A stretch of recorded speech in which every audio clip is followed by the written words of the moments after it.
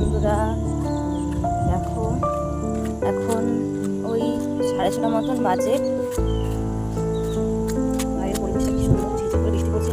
পালা এটা কত শালি, ঝিঝি করে বৃষ্টি পড়ছে।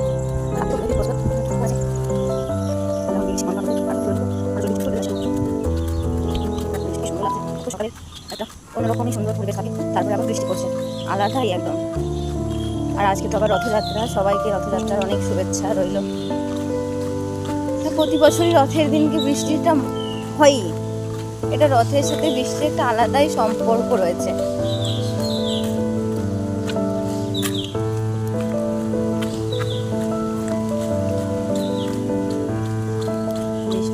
বৃষ্টির মধ্যে রথের মেলা দেখতে যাওয়া, কাপড় কাটা খাওয়া, ব্যাপারটাই আলাদা।